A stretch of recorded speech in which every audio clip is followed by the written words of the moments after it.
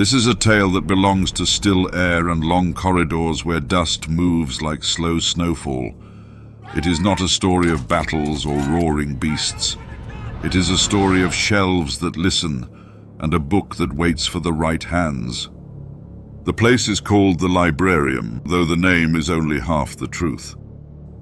It is older than the cities that burned on Prospero, and older still than the men who once wore crimson and gold. They built it for knowledge, for sorcery, for the mapping of things unseen. Now it waits in the dark, and the dark has learned to breathe. I have walked there, alone, when the lights hung like captive suns over aisles of locked tomes. I have felt the way the floor remembers every footstep ever taken. I have heard the shelves shift like sleepers turning in their rest. You will hear what I heard when I stayed too long. This is a tale for the quiet hour, when your thoughts are the only sound in the room. It will not shout. It will come slowly, like a shadow growing across the page you thought you were reading, until you realize the page is reading you. The candles bowed as if to a wind no one could feel, and the letters bled upon the page. I am the last to sign the watch slate in this room, and the room is watching back. I am Scribe Talon of the Quiet Desk, formerly of the Thousand Suns Remnant Custodians, and this is what the book said to me when they learned my name. The floor was the first thing that felt wrong. Black stone, warm under my boots, as if it held the memory of every step ever taken here. This place had no sun and no sky, yet it knew the measure of a day. Light pooled in amber globes that swayed without motion, and I found myself breathing in time with them, as if the air itself had a rhythm I was expected to follow. My post sat before a gate of gold rods, fine and thin, humming faintly with some inner charge. It led into the forbidden stacks. The hinge of the gate sighed when it moved, and a sigh is worse than a creak. It tells you the thing has opened too often. I signed the slate, checked the lumen level, turned the red sand hourglass, and opened the vox to the upper desk. They never spoke unless a seal broke, or a reader came back pale, or a rune cracked. Rules existed for those things, but rules are charms. They sound strong. They are not. From time to time, a voice from another station would pass through the vox, faint as a thought not yet formed. It feels as though the shelves lean in when I pass. Are they leaning for you, Talon? I told him the air was steady. He gave a small breath of amusement and was gone. I marked the moment in my ledger, but only in my private shorthand. Some names hang in the air of the Librarium like incense. Magnus, Ahriman, not spoken often, but always there, folded into the quiet. I kept my eyes down and my pen moving. That was enough. It kept my mind anchored. On the 5th watch of the 9th cycle, the vox changed. Not static, something thinner, like sound pressed through a narrow place. I said my name and station, the way training drilled it into us. No reply. The thinness stayed. Then letters formed on the slate in a hand not my own. 3 lines, bent like rivers on an old Prospero chart. The thought came into my head too quickly, as though given to me. I didn't like that. The gold rods began to hum lower. The rune lock brightened, then dimmed, in a pulse that matched nothing. Not the hourglass, not my breathing, not the Librarium's own cycles. I took the seal key from its pouch but didn't turn it. I reported to upper desk. Silence. A faint voice bled in over the narrow vox, not to me, but as if speaking to someone else in a distant room. I see the gate moving, but no one is near it. Is it the same for you? I answered, though I knew they could not hear me. Yes. The amber globes bent toward me, like candles in wind. No wind touched my face. Wax dripped onto my ledger, forming the shape of a key. I marked this in the official record. Facts are rope. I needed rope. The lock's counter fell to 0. Then it kept going. 0, -1, 0, -2. The numbers meant nothing. The sound of them ticking away was like a slow drip in another room. I touched the key to the lock, only to feel its heat. The glow eased for a breath. A voice entered my thought without sound, without air. It placed my name in my head, my own name, returned to me from somewhere else. When a place knows your name, you must decide if it's still yours. The rods parted slightly, enough for a book to pass through. Something moved within, the slow pull of cloth in a river. A cradle of stone slid forward, bearing a book bound in pale, smooth hide.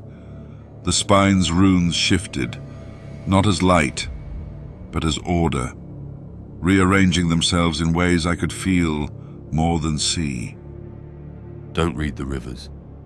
They'll remember for you. I asked her name, but the channel was gone before the sound left my lips. I spoke my anchor in silence. I am Scribe Talon. I do not cross. The book paused, as if in thought. Then came the smell of wet paper. Paper in rain. Something I had never known but recognized anyway. The air thickened. My mind began to make space without asking me. I remembered the rubric. I remembered the dust that walks in armor. I remembered the oath, preserve, never wake. The shelves made a path anyway. Shadows tidied themselves into a corridor that led inward, deep into the forbidden stacks. I stayed. I set my hands on the ledger, feeling the grooves left by others, long gone. The book turned a page without fingers. Letters rose like warm air and slid across the gap to my forearms. No pain, only weightless meaning. The meaning was a rule. The reader does not always open the book. Sometimes the book opens the reader. I understood it without wanting to. If it knows your name, it will keep it. The key lay still. The sand in the hourglass whispered down. The book gave me its first correction. A date in my memory shifted, and the shift felt final. That was the entry point. Quiet, almost kind, and it left room in me for more. The book did not move away when the corrections settled in me. It simply remained, patient as stone. I thought that if I stood here long enough, it might send another change, as casually as a hand placing weights on a scale. The globes overhead leaned again toward the forbidden stacks, the shadows on the floor lining themselves into a perfect path, as if waiting for my feet. It's clearer now, Talon. I can hear the gate from here. The hum matches my heartbeat. I told him the gate was quiet. He laughed, soft and hollow, but I could not tell if it was over the vox or in my head. The book's spine shifted again, the runes along it breaking apart, reforming into something I almost recognized from cataloging charts. The scent of wet paper deepened into a faint bitterness, like ink ground in cold water. My hands itched to turn the page. The oath kept them still. But oaths, like locks, can be worn down. From somewhere deeper in the stacks, there came a slow scrape. Not metal, not stone. It was the sound of something heavy being dragged over cloth. Someone is moving between the aisles. They're not carrying light. Wait, there's more than one. I called for identification, but my own voice sounded thinner than hers had, as if the air between us was stretched too far. Silence followed. Then the scrape again, closer now. The gate sighed once more. This time it opened just far enough for the cradle to slide forward until it touched the desk. The book rested there, its cover warm enough to make the cold in my hands ache. Without thinking, I brushed its surface with 2 fingers. The runes flared, not bright, but alive, like coals when you blow on them. Good. That's how it begins. I felt no fear in the moment, only a heavy, expectant calm. The Librarium wanted something, and the wanting itself had shape. The air seemed to press inward, narrowing my thoughts until there was only the book and the aisle beyond. I leaned forward, listening for movement in the stacks. The scrape had stopped. In its place came a faint, rhythmic tapping. It matched the pulse of the rune lock earlier. My mind began to count in time with it. After the 7th tap, the amber globes dimmed, casting the shelves into deeper shadow. That was when I saw them.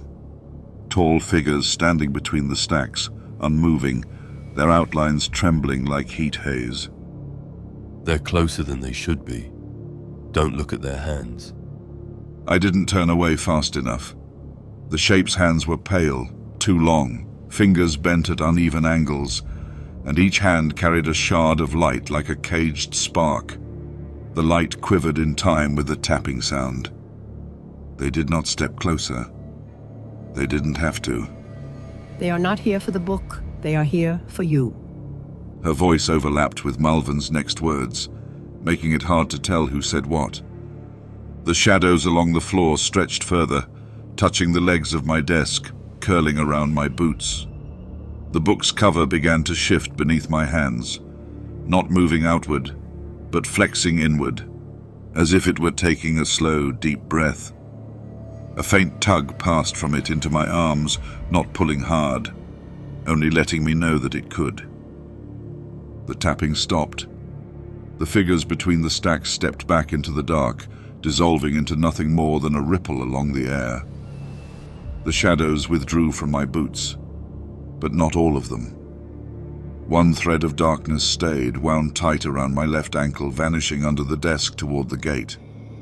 I stood there, ledger open, pen dry, unable to write. Something had been agreed upon without my consent. I did not yet know the terms, but I could feel them tightening like a knot. That was the covenant, unspoken, unseen, and already binding. The first time it happened, it was so small I almost ignored it. I was writing the hour and seal number in my ledger when the numbers shifted under my hand. They did not blur or fade. They simply became different numbers, and my own memory adjusted, as if it had always been that way. The quill still moved. My grip still felt the same, but something else was holding the other end of the thought. I kept working, telling myself it was fatigue. The Librarium had long hours and no sun to mark them, and the amber lights were always the same, enough to bend a mind toward drift. But the change stayed. It was in the way my fingers remembered the weight of the key, the way the ledger page felt cooler than it should have. It was in my own name when I tried to think it. It did not sound wrong, yet it no longer belonged entirely to me. There is a sickness that once lived in the flesh of my legion. They called it the flesh change, a twisting of body into something no longer human. The rubric ended that curse for some, and turned others into dust in armor. Yet the idea of it lingered, and I began to wonder if there was another kind of change, one that worked only in thought. The book had not moved from its cradle. It sat with its cover warm, breathing in that slow way I felt more than saw. It seemed to wait for me to return my hand to it. I kept my hands on the ledger instead. Still, the changes came. Small things first. A date in my notes replaced itself. The pattern of runes on the gate seemed slightly different from the day before, but the part of me that wanted to confirm it was dull, like a blade that had been worn down. I looked at the amber globes and realized I could no longer remember their true shape. I saw them clearly enough, but when I tried to hold the shape in my mind, it shifted to something closer to an eye, and then to the curve of a rune I could not name. I blinked, but blinking did nothing. The image was fixed in my thoughts, replacing the original. I began to write facts to keep my memory steady. The seal key is iron, gold-washed, weight just over half a measure. The ledger paper is dry, fibers coarse to the touch. The air smells of old oil and wax. My writing calmed me, but each time I paused, a new alteration arrived. My handwriting curved in ways I had not learned. My own notes began using characters from Prospero's lost scripts, though I had never studied them. It was not sudden or violent. The changes felt natural in the moment, as if they belonged. That was the worst part. They carried the same calm as a tide you have stood in too long, one that pulls you without jolt or shock until the shore is no longer visible. I tried to anchor myself in the larger world. I thought of the Legion as it was before the fall, of the streets of Tizca, of the pale towers against the blue sky. But as soon as I pictured them, the sky deepened into violet, the towers bent slightly, the streets curved into spirals they never had. These were not my memories, yet they fit so well that I could not hold the originals. The gate to the forbidden stacks hummed again, softer than before. This time I did not touch the key. The book shifted one page, slow enough that the sound of the paper might have been mistaken for my own breath. Symbols rose from it once more, but they did not cross the gap. Instead, they broke apart into smaller marks, scattered into the air, and faded.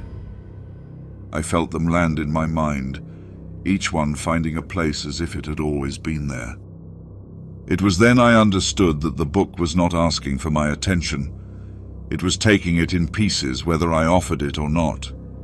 The correction was no longer a rare event. It was constant. My sense of time stretched and folded back on itself.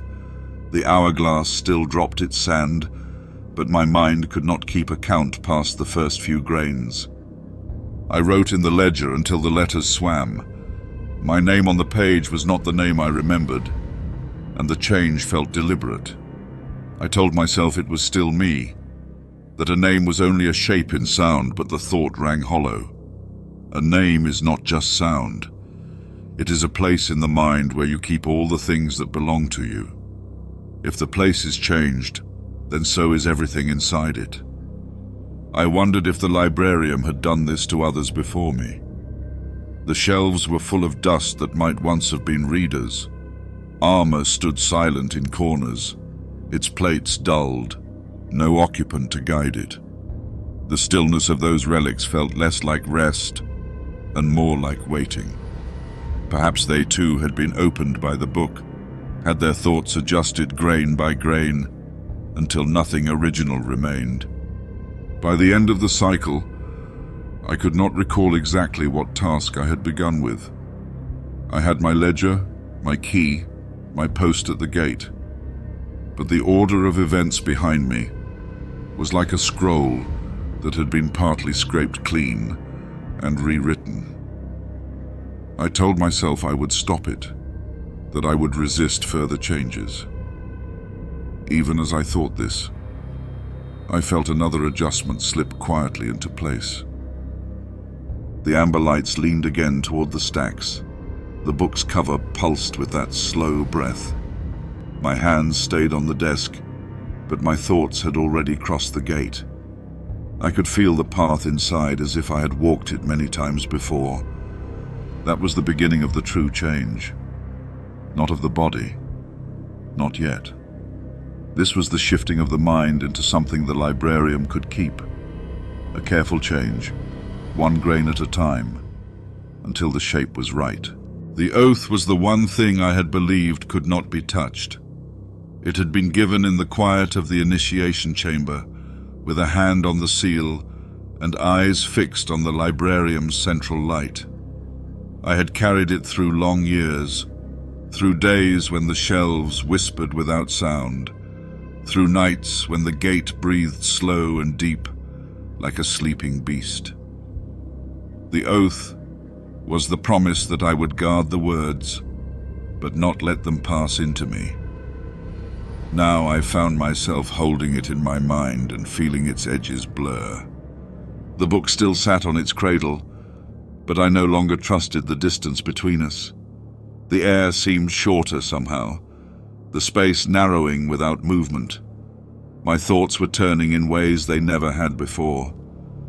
I could recite the creed that spoke of knowledge as a tool for service, but the words felt thin. They no longer carried the weight they once did. The belief that had filled them was leaking out, replaced by a quiet sense that the shelves themselves were the only true authority here.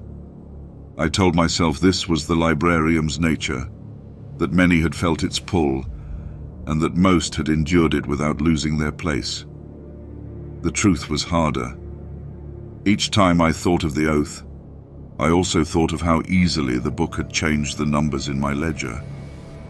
If such small things could be altered without my consent, what kept the larger things safe? What kept the faith itself from being rewritten the same way? The amber globes overhead gave their steady light, but the color no longer seemed the same. There was a depth to it now, a layer of red under the gold, like sunlight passing through blood.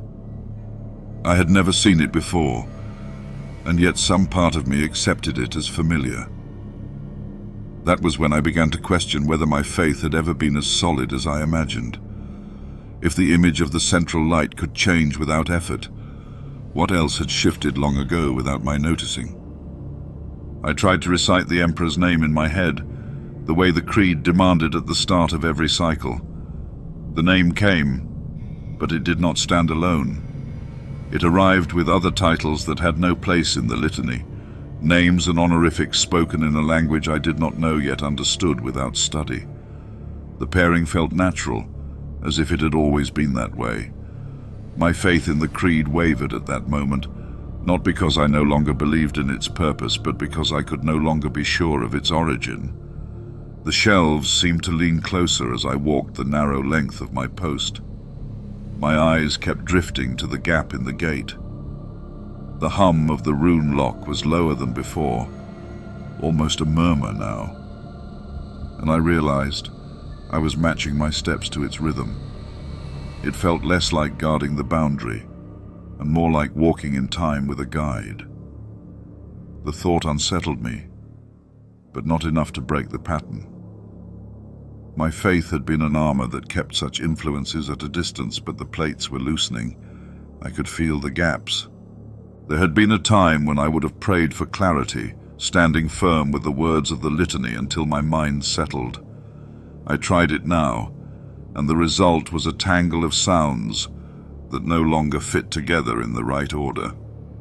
The prayer was still there, but its shape had been warped. I could not remember how the original had sounded without the changes. That loss cut deeper than I expected. If the foundation of my faith could shift in my mind, what did that say about its strength? What did it say about me?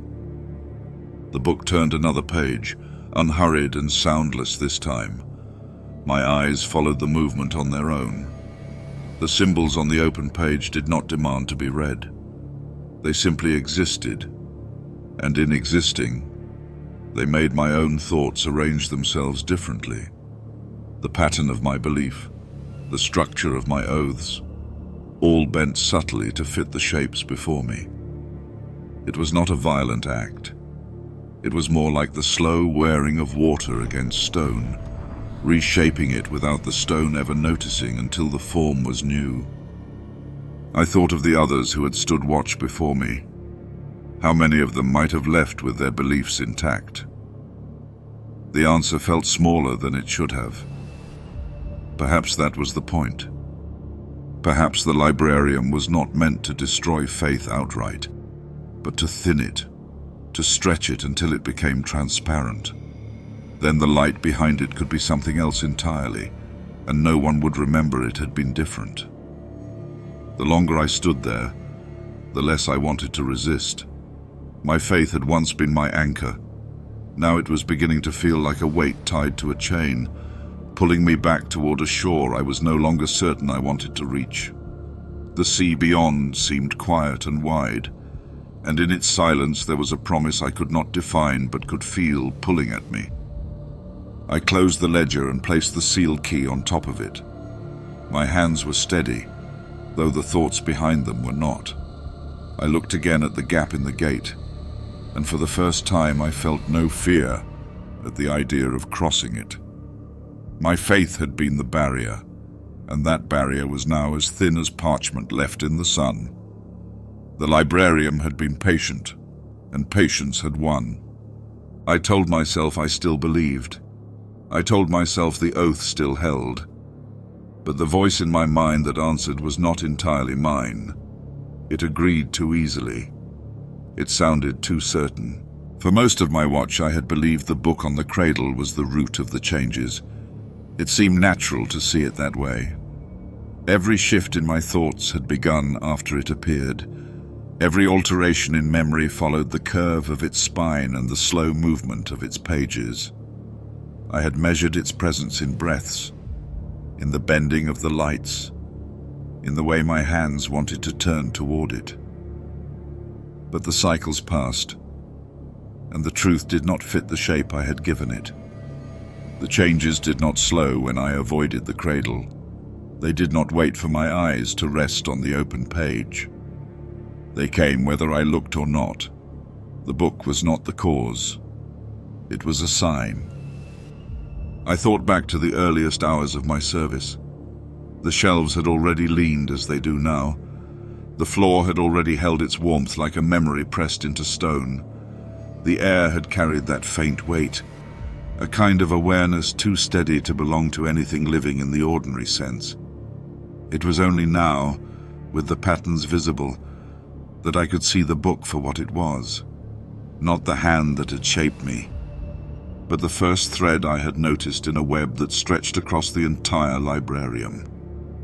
The realization carried a strange calm. If the book was only part of something larger, then every part of this place could be doing the same work on me. The light in the globes, the hum in the lock, the perfect order of the bindings. Each could be a piece of the same design. And if that was true, then no place inside these walls was neutral. The whole space was active. The whole space was aware. I began to walk the length of my post, letting my eyes trace the spines of the nearest shelves. Their perfection had always been a point of pride among the custodians. No binding frayed, no edge out of line, no dust left to gather in corners. But this perfection now seemed less like the work of human hands, and more like the product of something that never slept. There was no moment when disorder could creep in, because there was no moment when the Librarium was not tending to itself. The warmth under my boots pulsed faintly as I walked, a rhythm so even that it might have been imagined, yet I felt it as clearly as I heard my own breath. It was not the warmth of heat rising from furnaces. It was the warmth of contact, as though the floor itself had been holding every step taken upon it, and was returning that memory to me now. That awareness was not unkind. It was simple, and its simplicity was its strength. The Librarium did not have to demand anything. It only had to be present. The gate stood at my side, still and closed. I no longer saw it as a door to the forbidden stacks. It looked now like a narrow link in a chain of connected parts, no more important than any other part, yet just as necessary to the whole. The gold rods shimmered faintly in the amber light, and I knew that shimmer was not light alone. It was the same subtle hum that ran through the stone, through the shelves, through my own chest. The book in the cradle seemed quieter now. Its presence was unchanged, but the way I felt it had shifted. It was no longer an object set apart from the room. It was an extension of it. The air around it carried the same weight and tone as the walls, as if the page and the stone were made of the same matter, only shaped differently. The more I thought about it, the less I could find a clear line where one ended and the other began. I tried to steady myself by recalling the rituals of the watch, count the seals, check the lumen levels, turn the glass, note the hour, but each action felt smaller than before, as though they belonged to an outer shell of duty while the real work happened beneath, beyond my reach. This deeper work did not require my record or my control. It happened whether I noticed or not. The hum of the lock deepened for a moment. I did not move toward it. I only listened.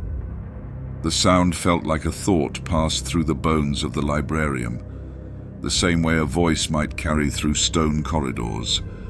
It had no words, yet I understood it as a reminder that my place here was not to stand apart. My post was not at the edge of this presence, but within it, and it had been so from the beginning. I thought of the outer walls, the long corridors that led here from the rest of the structure. They were not simply routes to this chamber. They were part of the same design, part of the same presence. Perhaps the whole Librarium, from the first stone to the last bound page, was a single continuous shape. If that was true, then the book in the cradle was not the heart. It was only a point in the flow of that shape where my attention had been caught.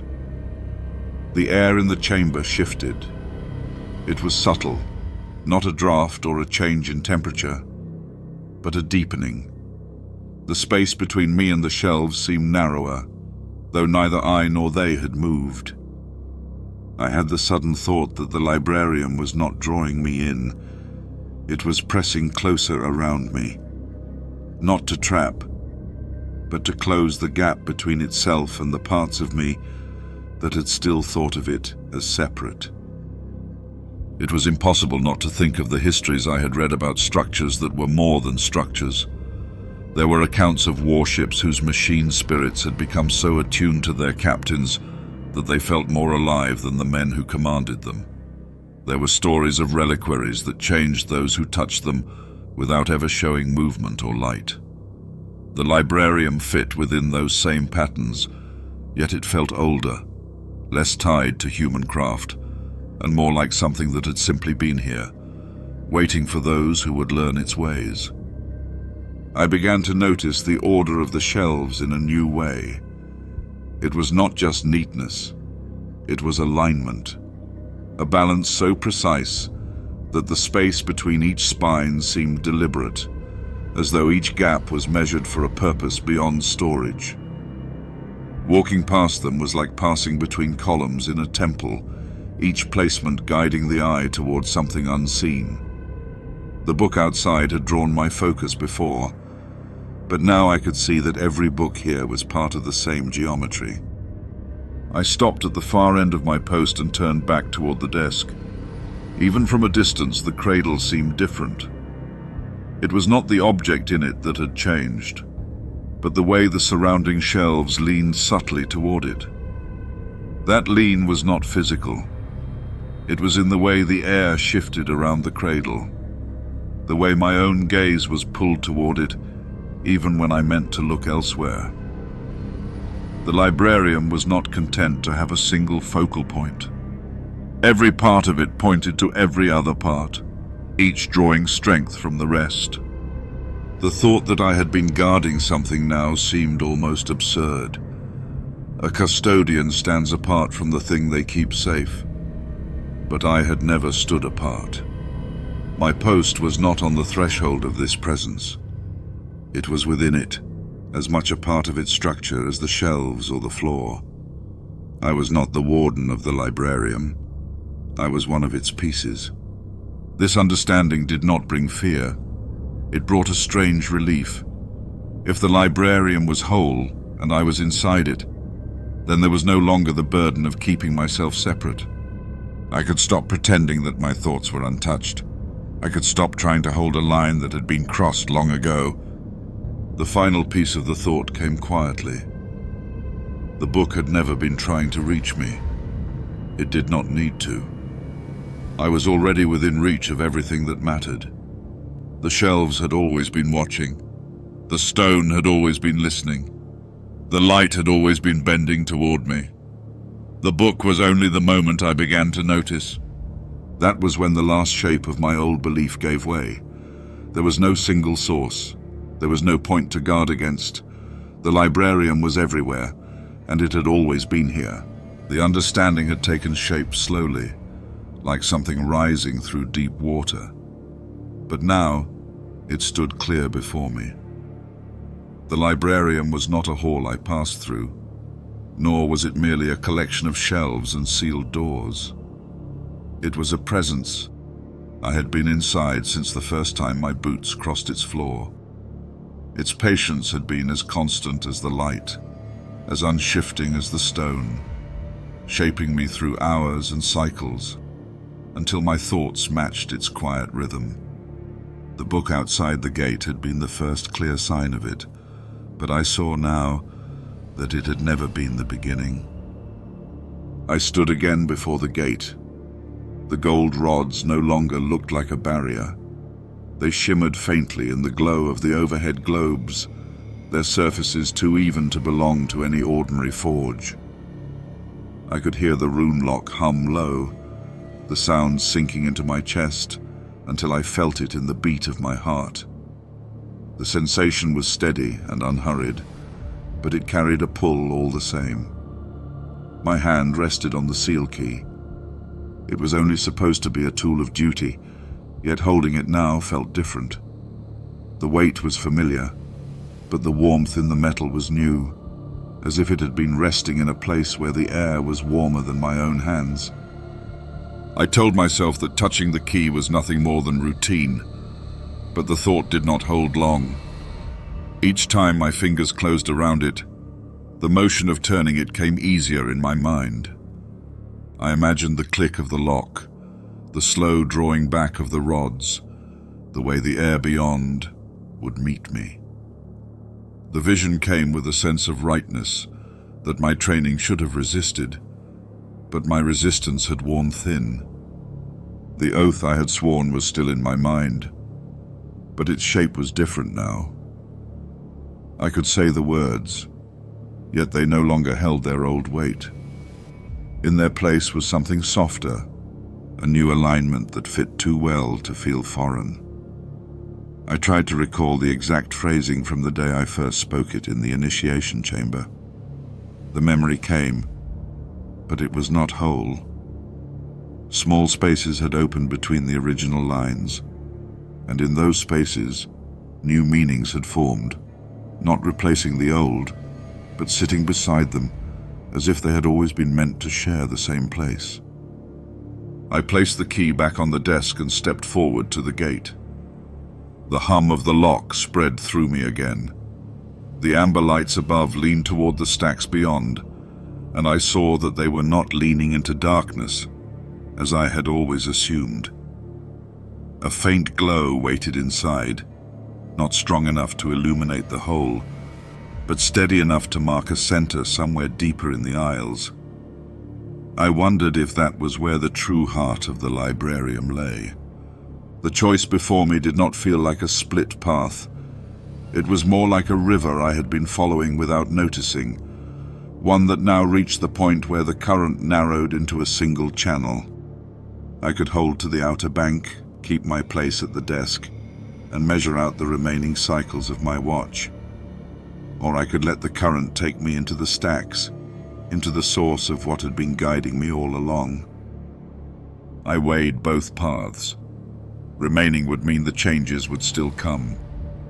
They would arrive slowly, reshaping my mind one quiet detail at a time, until all of me matched the librarium's pattern, without ever seeing the hand that shaped it. Crossing the gate would be different. The shaping would be faster, perhaps complete before the next cycle ended. But I would meet it openly, knowing the moment it happened. There was risk in both, and comfort in neither. The warmth from the floor rose stronger, as though the stone beneath the gate recognized my hesitation and answered it. It did not push. It only reminded me that I was already standing inside what I was deciding about. The Librarium did not need me to move for it to reach me. That thought made the choice clearer. If its shaping was certain either way, why not step forward and see the shape for myself? I lifted the key once more. This time my hand did not stop at its weight. The turn was smooth, the sound of the lock's release quiet but complete. The rod slid apart without effort, and the opening was wide enough to admit me without forcing a step. The air beyond felt cooler, yet it was not empty. It carried the same subtle presence that had been with me for years, now stronger and closer. Crossing past the gate, the light behind me softened, though I could still sense its lean toward the aisle I now walked.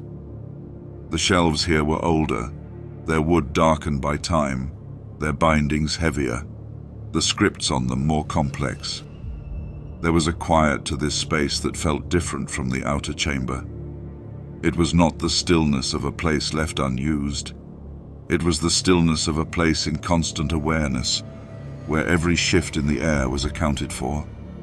I moved further in. The faint glow I had seen from outside became clearer, drawing me forward like the pale edge of dawn. It was not the light of fire or lamp. It was steadier, cooler, and yet warmer in the way it settled into my thoughts. I could not tell if it came from a single point or from the shelves themselves. Each step seemed to narrow the distance without ever reducing the weight of the moment.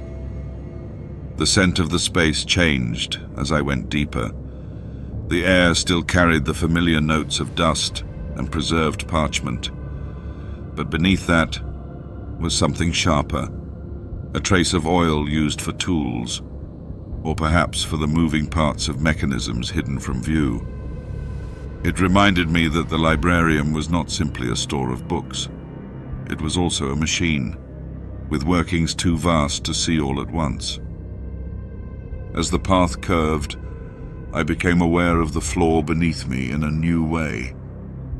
The smooth stone had a faint give, as if laid over something less solid, perhaps channels or hollows, carrying the sounds of movement deeper into the structure.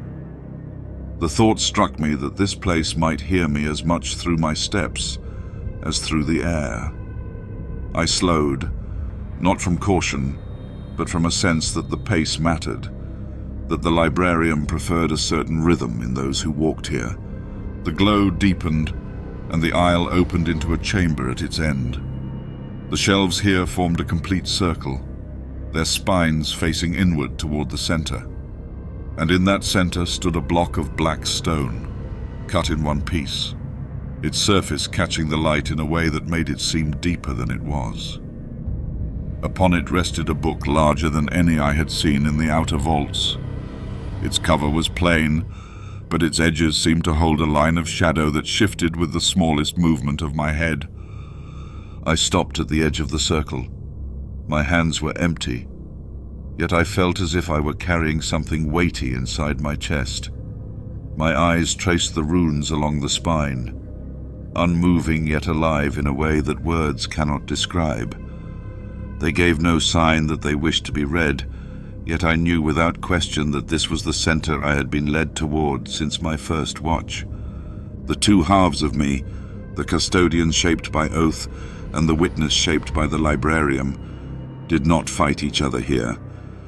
They fit together without edge or seam, the same way the black stone base held the book without ornament. I thought of the desk outside, of the ledger waiting, of the key lying on its leather pouch. They felt far away, not because of distance, but because they belonged to another stage of my service.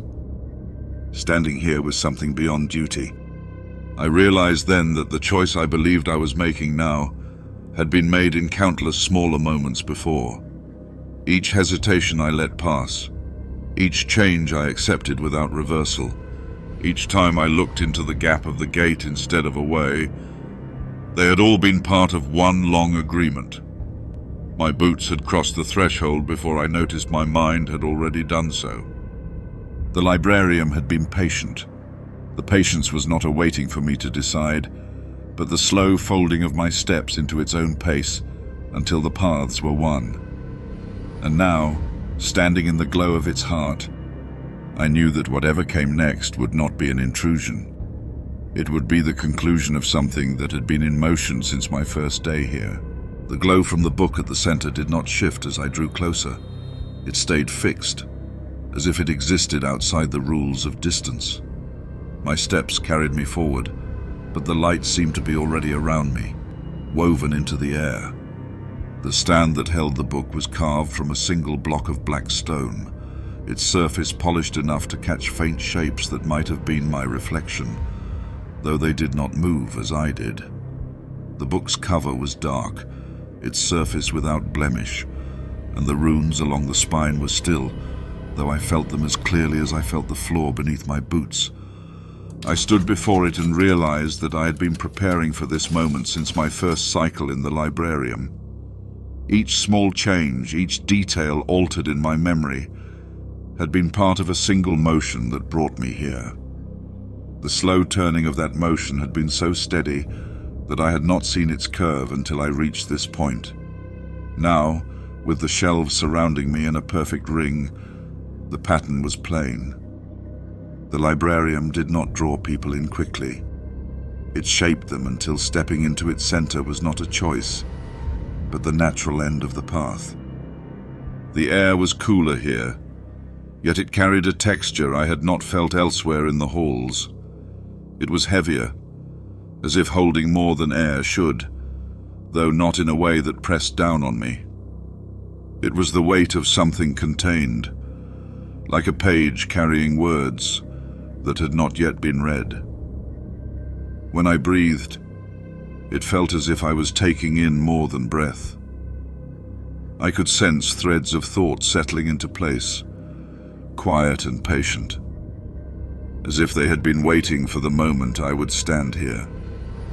The book itself gave no sign that it expected to be opened. It did not radiate demand or urgency. Its presence was enough to fill the space between us. That absence of insistence made me more aware of it. I thought about what might be inside. Histories lost since Prospero burned, names erased from all archives, words never spoken outside these walls. The thought should have stirred hunger or fear, but instead it brought a calm that felt older than I could measure. Around me the shelves were taller than those near the outer gate. Their bindings were marked with runes that carried shapes I recognized but could not name. Each spine seemed to lean toward the stand in a way so slight that it might have been my own imagining, but the impression was constant.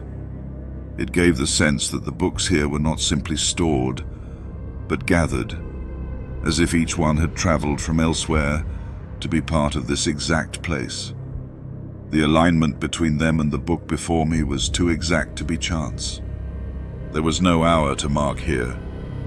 The Librarium beyond the gate seemed removed from the flow of time I had known.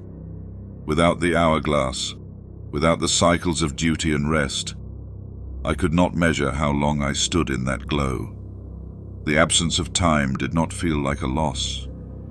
It felt like a settling, as if I had stepped into a point that was always present, and only now had noticed me standing in it. The oath I had sworn came to mind again, and with it came the memory of the chamber where I had spoken it. I could still recall the pattern of the floor and the sound of the seal key being placed in my hand. But those memories now carried another layer. In the spaces between each detail, there was something new, a quiet presence that filled the gaps as naturally as ink filling the grooves of carved letters. It was not replacing the oath. It was completing it in a way I had not known it needed. I reached out, not to touch the book, but to let my hand rest in the air above it. The warmth from its surface was faint, but steady. It was the same warmth I had felt in the floor since the first day, the same quiet energy that had risen through the stone to meet my steps. That connection confirmed what I already knew.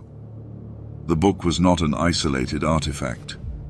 It was a part of the Librarium itself, as much a part of its structure as the shelves or the walls. It was the point where the whole place gathered its intent. When I lowered my hand, the stillness did not break. I stepped back, and the light around me did not fade. It clung to the edges of my vision, not as glare, but as a constant awareness. I turned from the stand and began to walk the way I had come. The shelves seemed to follow, their presence steady at my side, their bindings catching faint reflections of the unseen light. The path curved, and the outer chamber came into view, but the air did not grow lighter as I moved. The weight I had felt within the center came with me. Crossing back through the gate, I found the cradle and the smaller book resting exactly as I had left it. Yet I knew now that it had never been separate from the heart I had just visited. The two were bound in a way beyond distance or walls. Seeing one was to be seen by both. Holding the thought of them together felt as natural as holding my own name, though even that name no longer felt entirely mine. I set the seal key down on the desk and opened the ledger. My hand moved to write, but the words that came were not the plain record of the watch. They carried shapes I had not learned, lines curved in ways that felt more like flowing than writing. The ink dried without smudge, and the sight of it brought a stillness to my mind. I did not try to change it back. The record would stand as it was meant to.